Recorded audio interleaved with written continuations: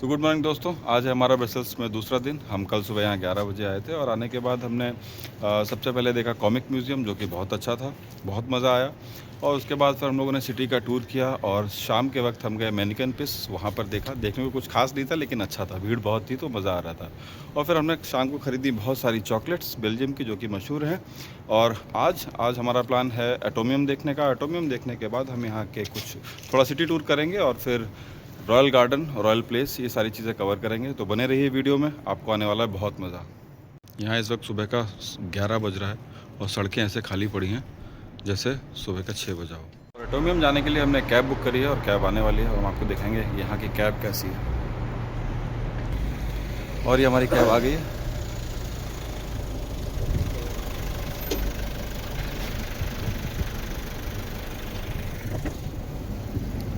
और चलो चलते हैं एटोमियम। तो यहाँ से एटोमियम तक का सफ़र करीब 15 मिनट का है और इस 15 मिनट के सफ़र में मैं आपको दिखाने वाला हूँ ये खूबसूरत शहर, यहाँ की साफ़ सुथरी सड़कें और यहाँ के बेहद सुंदर नज़ारे।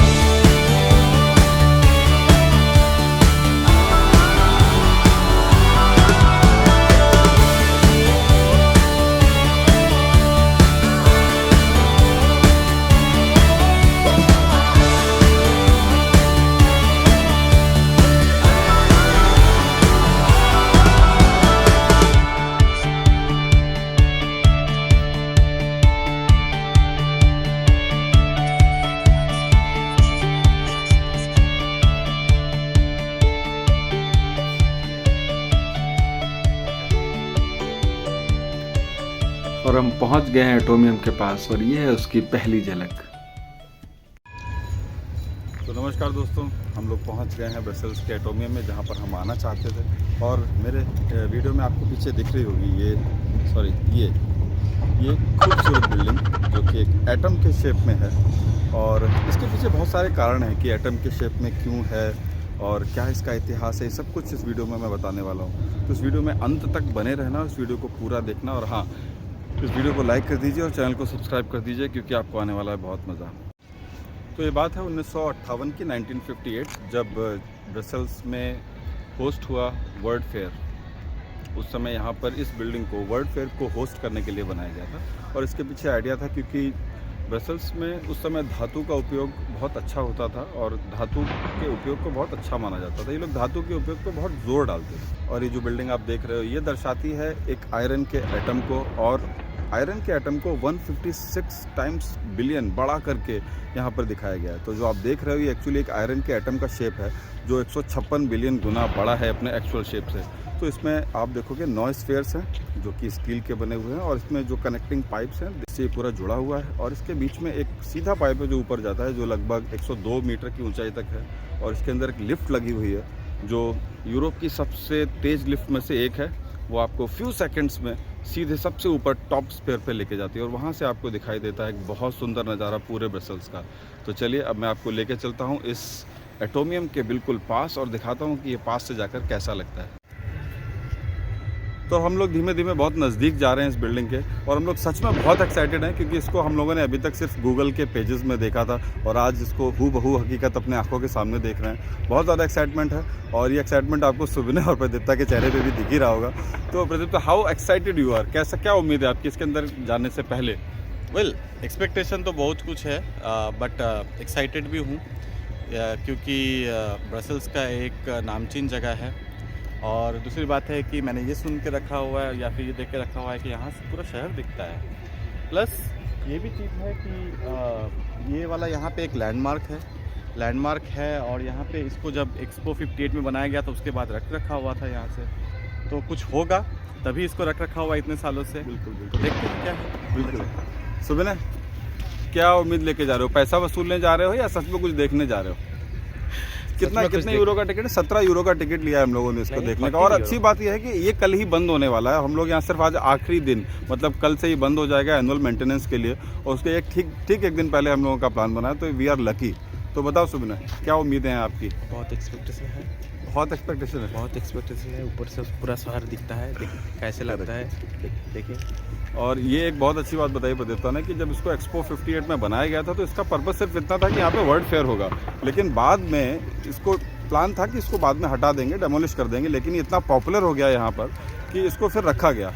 और आज यहाँ पर हज़ारों पर्यटक दूर दूर से सिर्फ इसको देखने आते हैं। तो now it's a popular landmark of Belgium.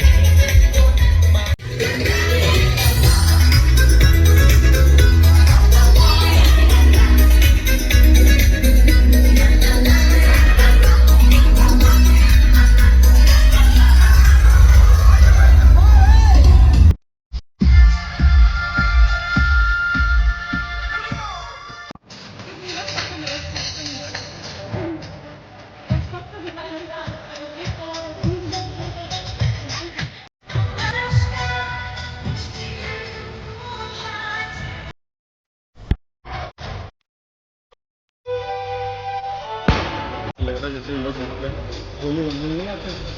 Holi मनाई जाती है, आग जल रही है प्रॉपर, सब लोग आग सेक रहे हैं जैसे अपने आप होली और लोहड़ी मनाई जाती है।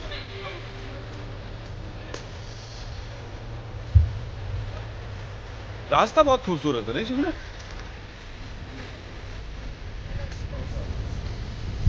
और हम लोग ये देख रहे हैं कि एटोमियम के अंदर जाना कैसे है। वहाँ तो बहुत भीड़ है, बट ये समझ में नहीं आ रहा कि एंट्री का रास्ता किधर है। तो अभी जहाँ भीड़ जा रही है बस उसके साथ साथ जा रहे हैं, और हमारे लीडर सबसे आगे हैं। ये हमें रास्ता दिखा रहे हैं और हम लोग को पता नहीं, बस भीड़ को फॉलो कर रहे हैं। अगर समंदर जाएंगे तो हम भी जाएंगे, टिकट तो हमारे पास है ही। बट ये जो रास्ता है ना, ये एटोमियम के बराबर ही सुंदर है।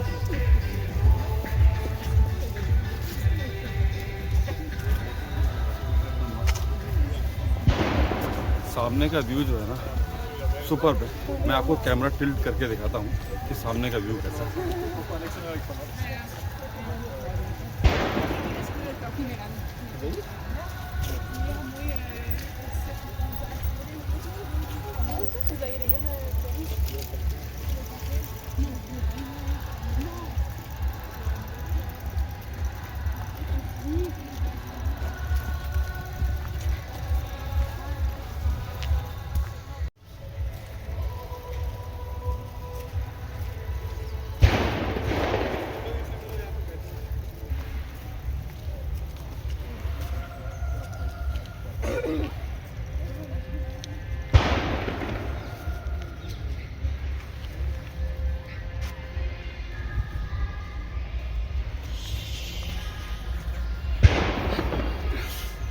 फोटोग्राफी का पूरा आनंद आ रहा है यहाँ पे।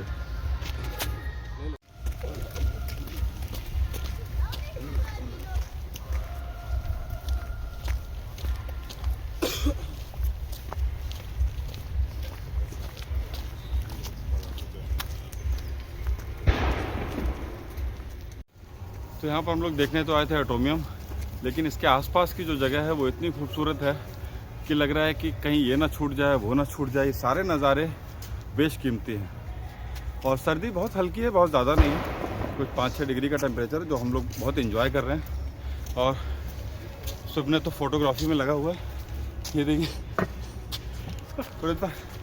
How are you enjoying the surrounding of Atomium? Fantastic. I think this is itself is like the worth to visit this place. We haven't been into the Atomium yet, but Yeah. the area outside is like tremendous. Absolutely. And thankfully, it's like we were lucky to Yeah. have this weather, you know. On the very last day we On are the very here.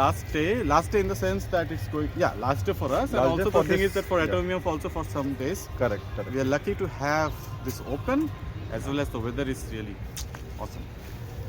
प्रकृति अपने पूरे सौंदर्य में यहाँ पर मौजूद है। अगर आप आओगे तो आप देखोगे कि उगता हुआ सूरज पेड़ों के पीछे से अपनी रोशनी की किरणें जब धरती पर डालता है तो वो सारे दृश्य जब आप कैप्चर करते हो अपने कैमरे में तो आपको लगता है कि आपने करोड़ों की फिल्म खींची है, करोड़ों की पिक्चर्स खींचे हैं जो आपको बहुत दिनों तक याद रहने वाले हैं। और इस प्रकृति के सौंदर्य के बीच में हम लोगों ने अपनी 200, 250 फ़ोटो खींची हैं और उसके बाद भी मन नहीं भर रहा है। फ़ोटो देखो, क्या गजब की फ़ोटो आई। प्रदीप्ता ने अपने फ़ोन के AI फीचर को यूज़ करके इस विंटर को समर में बदल दिया है और ये समर का फ़ोटो इतना स्टाइलिश आया है कि इसके लिए मैं प्रदीप्ता को 1 भी रुपया नहीं देना पड़ेगा। Of course he is my friend. रुपए नहीं चाहिए, यूरो चाहिए। बट वो यूरो 10 यूरो मांग रहे हैं एक पिक के लिए। नहीं, ये पिक एक्चुअली प्रदीप्ता 100 यूरो क्या 1000 यूरो से भी बड़ी है, क्योंकि इस जगह से हम लोग की यादें अब धीमे धीमे जुड़ रही हैं और शायद बहुत लंबे समय तक जुड़ी रहेंगी। बहुत अच्छे अच्छे फ़ोटो हम लोगों ने एक दूसरे के यहाँ पे खींचे, जैसा मैंने बोला 250 फ़ोटो लेने के बाद भी मन नहीं भरा है। और हम लोग एटोमियम के बिल्कुल पास हैं यहाँ पे। बस ये रहा एटोमियम, आपको दिख रहा होगा कैमरे में। लेकिन अभी अंदर जाने का मन कर रहा है, लेकिन उससे ज़्यादा मन कर रहा है कि हम लोग यहाँ थोड़ा और समय बिताएँ, थोड़ा और वक्त बिताएँ, प्रकृति के सौंदर्य को थोड़ा और जिएँ। तो देखिए जंगल का ये खूबसूरत नज़ारा, क्या हंसी वादियाँ हैं। और यहाँ पर हम लोग, ये मेरे पीछे जो आपको दिख रहा है ये ट्रेड मार्ट लिखा हुआ है और मेरे सीधे हाथ पे एटोमियम है। और ये जगह इतनी खूबसूरत है कि मैं आपको बता नहीं सकता, आप खुद ही देख लीजिए। ऐसे नज़ारे आपको रोज़ रोज़ देखने को मिलते नहीं। तो अगर मैं दौड़ूंगा तो भी आप ये नज़ारे देख सकते हो। गजब का सीन आ रहा है भाई। और ये एटोमियम का जो स्ट्रक्चर है ये मैं आपको थोड़ा सा पास से दिखा रहा हूँ। और इसके बीच में आपको जो एक बड़ा सा सीधा पाइप जाता हुआ दिखाई दे रहा है सबसे नीचे वाले स्पेयर से सबसे ऊपर वाले स्पेयर की तरफ। इसके अंदर है लिफ्ट, जैसा मैंने आपको बताया था। और ये लिफ्ट जो है वो यूरोप की सबसे तेज़ लिफ्ट में से एक है, जो आपको सीधे within few seconds 102 metres की ऊंचाई पर ले जाती है। और अगर इसके साइज़ की बात करें तो इसके एक स्फेयर का जो डायमीटर है वो करीब 18 मीटर के आसपास है, यानी 60 फुट। और इन स्फेयर्स को कनेक्ट करने वाले जो पाइप आपको दिख रहे हैं, इन स्टील पाइप्स की लंबाई लगभग 23 मीटर है और ये इतने चौड़े हैं कि इनके अंदर एस्केलेटर्स और वॉकवेज बने हुए हैं जो आपको एक स्फेयर से दूसरे स्फेयर में जाने में मदद करते हैं। और टूरिस्ट के विजिट के लिए फिलहाल 9 में से 6 स्फेयर्स ही ओपन है, बाकी के 3 मेंटेनेंस या टेक्निकल या रिसर्च पर्पस के लिए रिजर्व हैं। तो फाइनली अब समय आ गया है इसके अंदर चलने का।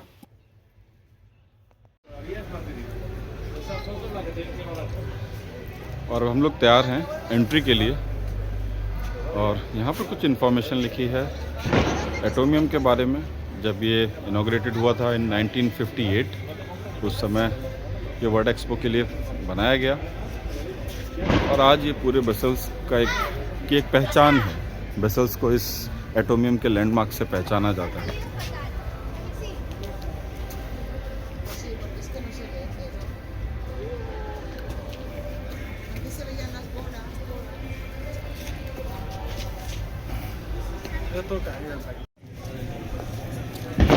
और प्रदीप्ता नायक फ़ोटो लेने की कोशिश कर रहे हैं एक अतरंगी स्टाइल में। और ये देखो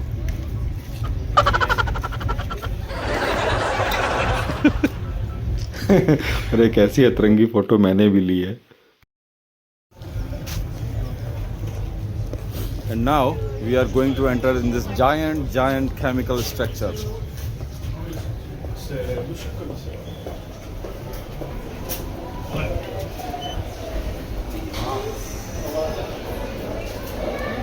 यहाँ टिकट दिखानी पड़ेगी। और हम लोगों ने अपनी टिकट चेक करा दी है। टिकट चेक कराने के बाद हम लोग जा रहे हैं अंदर।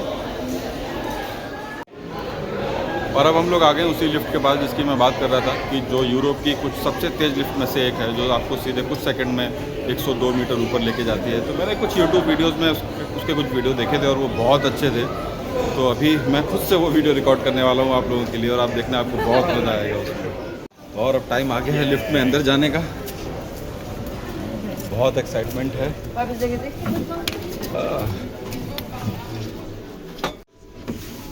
और अब देखते हैं इसकी रफ्तार कितनी, जैसा सुना है।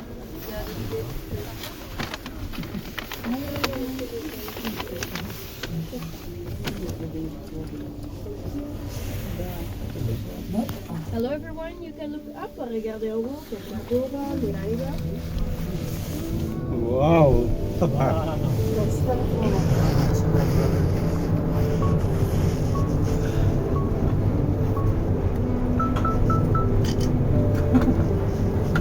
स्पीड देख रहे हो आप?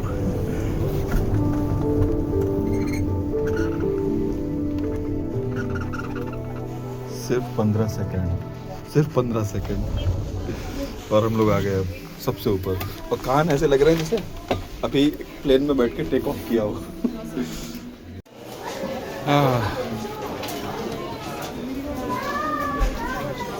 वाह Pradipta, how was your experience in the lift? Awesome awesome, बहुत अच्छा था। कलरफुल था। कान बंद हो गए थे ना एक बार को? कार नहीं बंद हुआ लेकिन कलरफुल था। हाँ, करना पड़ता है। वो बाहुबली वाला मीम याद है ना, जब वो बाहुबली में एक मीम बहुत चला था, ये दूरबीन से देखते हैं।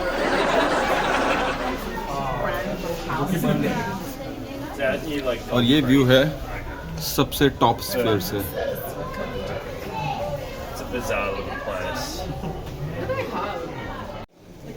तो यहाँ सबसे ऊपर आने के बाद यहाँ की सारी खूबसूरती मैं आपको दिखाने वाला हूँ कि यहाँ के ऊपर आने के बाद कैसा लगता है और इसका स्ट्रक्चर कैसा है। तो ये मेरे पीछे का व्यू है।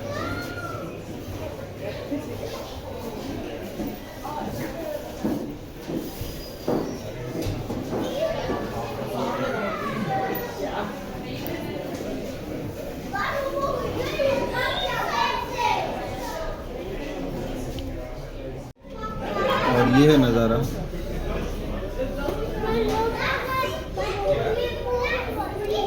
ये एक पाइप यहाँ से आपको दिख रहा होगा जो जाता है सीधे सामने दिखने वाले स्फीयर को कनेक्ट करता है, और यहाँ से आपको दिखाई देता है दूर दूर तक दिखने वाला ब्रसल्स और उसका खूबसूरत नज़ारा।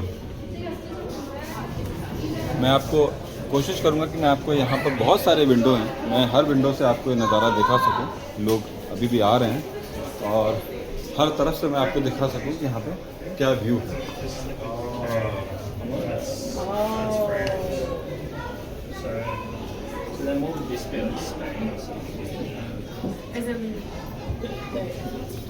ये जो सामने आपको दिख रहा है, दिस इज़ मिनी यूरोप। यहाँ का हम लोगों ने प्लान बनाया था लेकिन ये एनुअल मेंटेनेंस के लिए क्लोज है, तो हम लोग यहाँ नहीं जा सके, बट मैं आपको जूम करके दिखाऊंगा। और यहाँ पर आपको दिख रहा होगा कि छोटे छोटे मोनूमेंट्स बने हुए हैं जो पूरे यूरोप के लैंडमार्क्स को दिखाते हैं। ये भी क्लोज है, वरना मैं आपको अंदर जाके शायद दिखा पाता, बट अगर आप ध्यान से देखोगे तो वो देखो आपको पेरिस का एफिल टावर दिखाई दे रहा है। और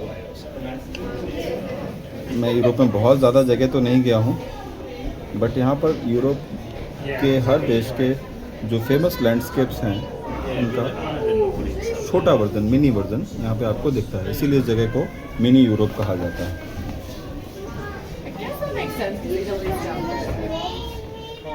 तो यहाँ ऊपर आने के बाद ऐसा लग रहा है कि शायद मेरे 17 यूरो वसूल हो गए हैं। और व्यू सच में कमाल का है, बहुत स्टनिंग है। ये जो धूप सीधी मिल रही है यूरोप में, आपको विंटर के सीज़न में ऐसा सूरज देखने को नहीं मिलता, लेकिन शायद मैं लकी हूँ, शायद आप सब लोग लकी हो कि इतना अच्छा वेदर है आज कि आपको अगर आप देखोगे तो पीछे हर चीज़ साफ दिखाई दे रही है।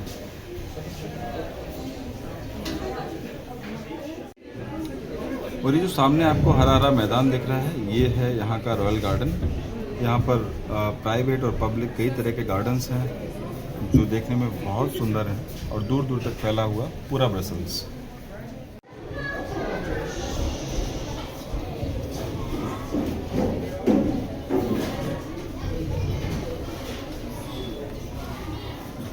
पे एक और कमाल की चीज़ है जो मैंने बिल्कुल एक्सपेक्ट नहीं की थी कि इतनी ऊपर आने के बाद आपको यहाँ पे एक रेस्टोरेंट भी मिलेगा। तो मैं आपको दिखाता हूँ कि यहाँ का सबसे ऊपर का रेस्टोरेंट कैसा है।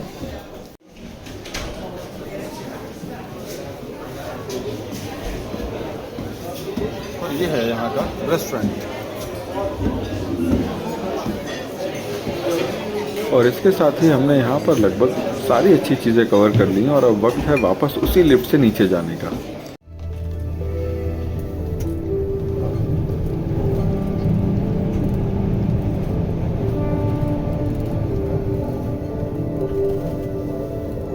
इस लिफ्ट की स्पीड सच में जबरदस्त है, मज़ा आ गया भाई।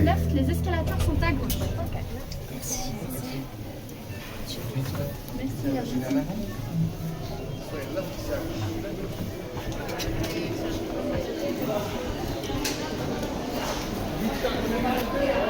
मज़ा आ गया भाई। মাঝে যে দুটো গোল আছে और কোথায় যাবে মাঝে कैसा लगा सुबह? যাবে না মাঝে দুটো গোলে ना जाओ बे। और सुविनय भाई बंगाली में कुछ तो गुस्सा कर रहे हैं। Thank you. और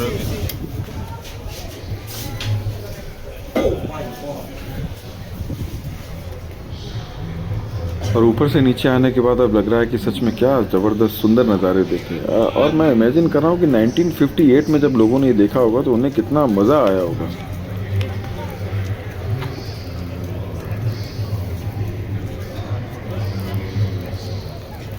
और चलते चलते एक बार फिर से इस खूबसूरत नज़ारे को जी भर के मन भर के देखने का मन कर रहा है, इससे नज़रें नहीं हट रही हैं।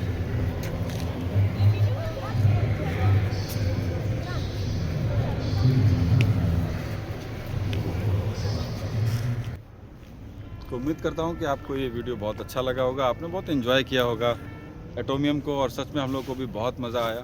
और अगर आपको वीडियो अच्छा लगा तो फटाफट से वीडियो को लाइक करिए और चैनल को करिए सब्सक्राइब। ऐसे और बहुत सारे अच्छे वीडियोस देखने के लिए बने रहिए हमारे साथ अनुराग अनबाउंड में। मैजिकल एटोमियम को अपनी आंखों में अपने कैमरे में कैद करने के बाद ढलती हुई शाम की उंगली पकड़कर हम चले आए ब्रसेल्स की दिल धड़कन और जान कहे जाने वाली इस जगह पर, जिसका नाम है ग्रांड प्लेस। और ये जगह मुझे फ्रैंकफर्ट के रोमरबर्ग की याद दिलाती है। 11वीं शताब्दी में जहाँ कभी साधारण सा बाजार लगा करता था, आज वहीं ये जगह इतिहास, शान और विरासत की जिंदा मिसाल बन चुकी है। और यही वजह है कि शायद इसे यूनेस्को वर्ल्ड हेरिटेज साइट भी कहा जाता है। चारों तरफ खड़ी ये भव्य इमारतें सदियों पुरानी कहानियां सुनाती हैं। ये दीवारें कभी बेकर्स, टेलर्स और ब्रूअर्स जैसी गिल्ड्स की पहचान हुआ करती थी। और यह है टाउन हॉल, जिसका 96 मीटर ऊंचा टावर जैसे आसमान को छू रहा हो। और जैसे ही रात उतरती है, रोशनी में नहाया ये स्क्वायर किसी ड्रीम प्लेस से कम नहीं लगता। और इस समय यहाँ खड़े होकर ऐसा लग रहा है जैसे समय थम गया हो और इतिहास, कला और रोमांस सब कुछ एक साथ सांस ले रहे हैं। और इसी के साथ हमारा ब्रसेल्स का ये टूर यहीं पर पूरा होता है। आपके कमेंट्स और रिएक्शंस का बेसब्री से इंतज़ार रहेगा। मिलते हैं जल्दी एक अगले वीडियो में, तब तक रखिएगा आप अपना और अपने अपनों का ख्याल। नमस्कार।